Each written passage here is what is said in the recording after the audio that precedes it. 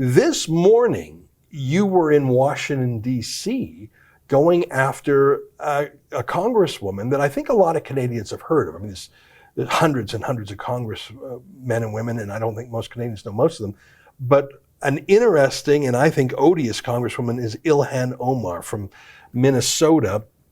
Let's start with a clip of you asking her some questions about a week ago. Let's take a look at that. Could you tell me, do you agree with AOC that ICE is running concentration camps on the border?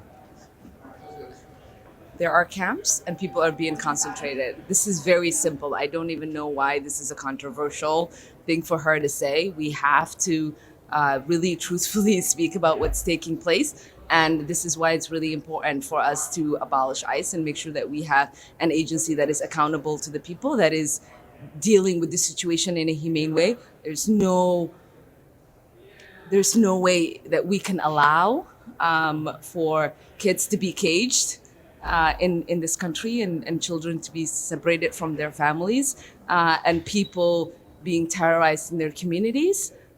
Is it fair to we have to make sure that we are calling it out, and I am 100% without. She was pretty chatty there. I mean, you had asked her about Alexandria Ocasio-Cortez comparing U.S. immigration detention facilities to the concentration camp.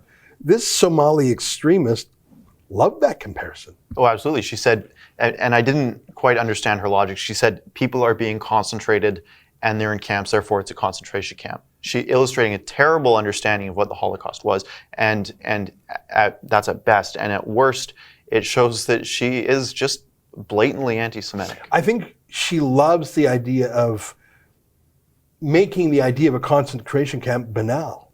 Not only does she insult America, which she hates, but she devalues what happened in the Holocaust. She's normalizing that and denormalizing America. I think she knows exactly what she's doing. Now, since then, that was about a week ago, you went to Minnesota and you talked to some of her constituents, and I got to say, they look the same, they sound the same. I think she is from a very crazy place. Let's show a clip of that. Here's Ilhan Omar, not her herself, but her voters. Let's take a look at that. Are you a supporter of Ilhan? Yeah, I am. Big time. One of the things that she said is that Israel is hypnotizing the world, or has hypnotized the world. Do you agree with that statement? We have different issues, different beliefs in when it comes to Israel. Because the world is hypnotizing about Israel. That's what I believe. It's not only Israel hypnotizing. It's like the whole wide world don't see what they're doing. So I agree on her 100%, if not more. Everybody who's wise, who's intelligent, sees what's going on. They are taking over, they are destroying, they are killing, and no one says anything about it. Luckily, I'm not a politician, so nobody can blame me. I'm a normal citizen in...